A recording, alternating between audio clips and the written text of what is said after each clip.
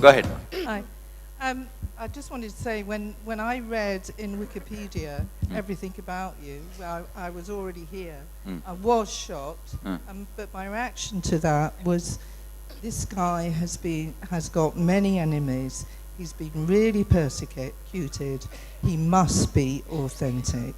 He's the real deal. I tell you, in a way, the whole thing became feather in my cap. Because, see, don't go to a person who has no controversy. Means he has no stuff. If somebody has a stuff, controversy will be created around them. See, when there is a group whose interests are against what I am doing, they won't keep quiet. And if everybody is keeping quiet, that fellow has no stuff. What I wanted to comment was that since I've been here, I haven't asked any questions, and the reason for that was that I felt we've had a personal dialogue. It's just been you and me, okay? And, yes, there are loads of me's in the room, but in that, what's been going on is any question I've had for you, you've come in and answered that question in the next session, or one of the me's have actually asked the question, or one of your devotees have come up to me and said something totally spontaneously. So for that, I thank you. I have one question. One of the things that's been good for me is that it's put my life in perspective and things that have happened in my life.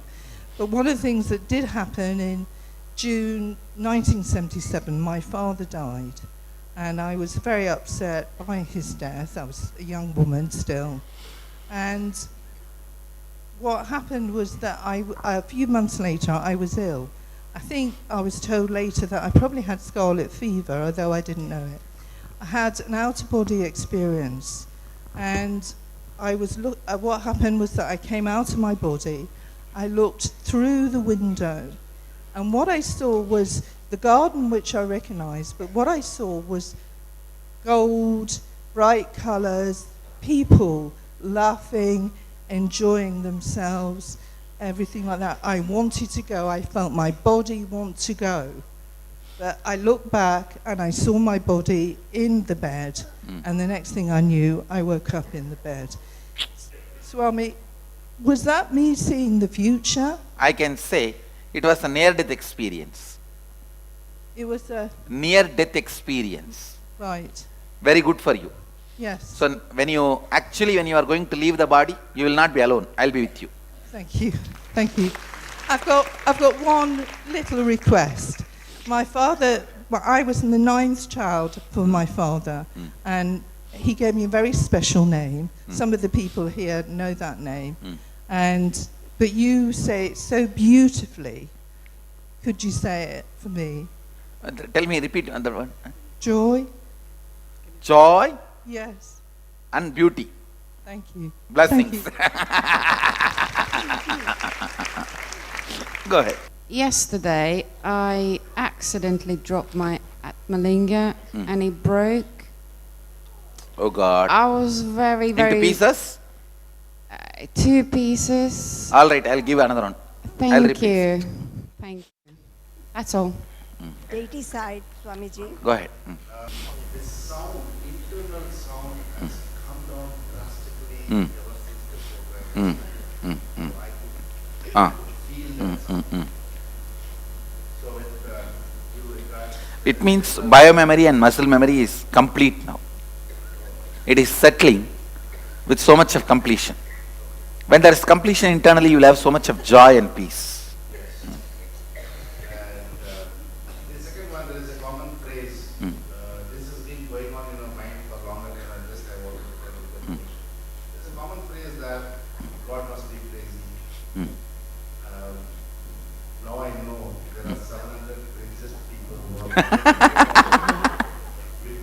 keeping the God in the center.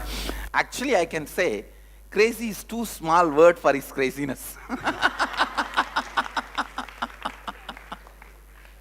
Backside, Swamiji. Otherwise, see, this whole attack, how I am laughing at it with my whole being, with so much of energy. You understand? It means this whole attack did not even create one iota of pain in me. Otherwise, such a big thing for you guys, even if you remember what will happen to your face. But when I remember, did you see how energetic I became? And laughing.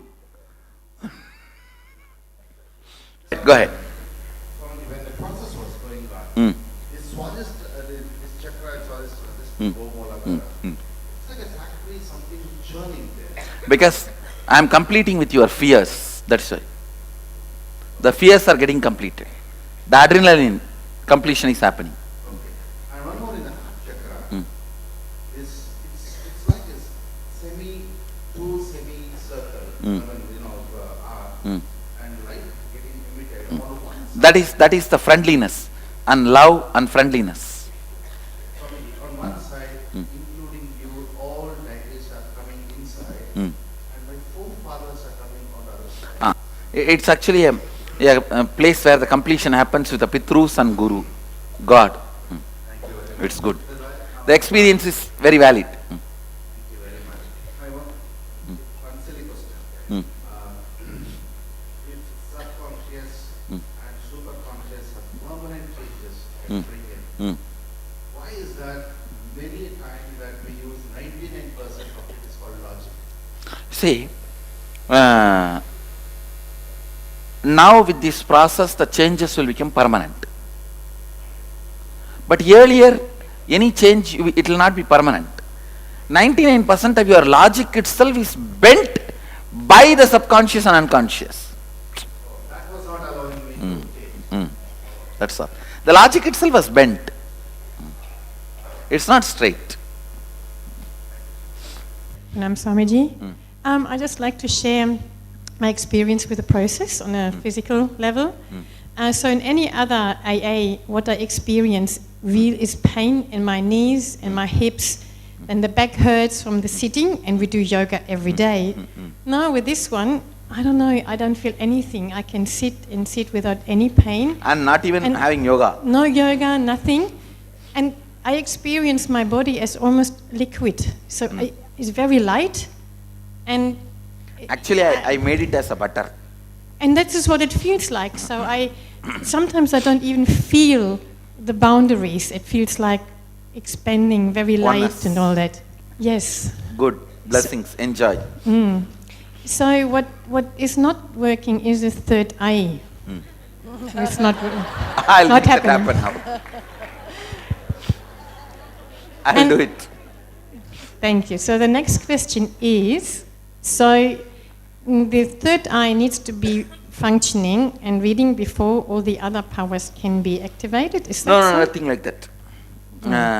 I can say in a way, if the moment third eye starts becoming active, we know the whole circuit is proper.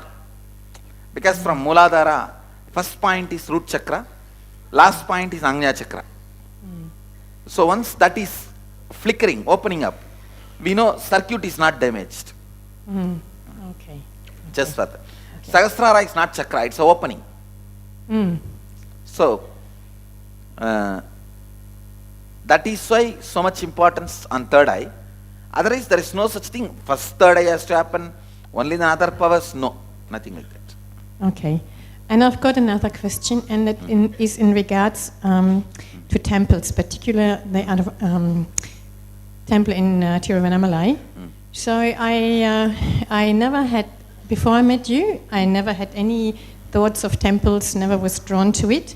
So Tiruvannamalai actually happened to be the very first place I set my foot down, and then the next morning I just felt I need to go to the temple. I really enjoyed it. And then the second time I had a very strong experience, like almost being a bit out of balance, and Kundalini was happening. And I thought, oh, this is really nice. I like to go to more temples, but nothing happens. Only the See, Piridi Ashram, the Piridi No, other temple. temples, even if you go, they will not allow you. Tiruvannamalai is the only temple you will be able to go and have darshan. Actually, I am going to file a petition in the court. Just like Vishwanath temple and Tiruvannamalai temple.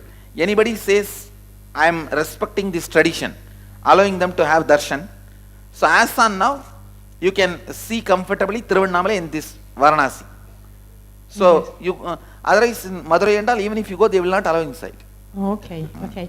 So, so what, even in the temples that, you know, we visited... Actually, Thiruvannamalai, Ramana Maharshi personally intervened and opened it for everyone.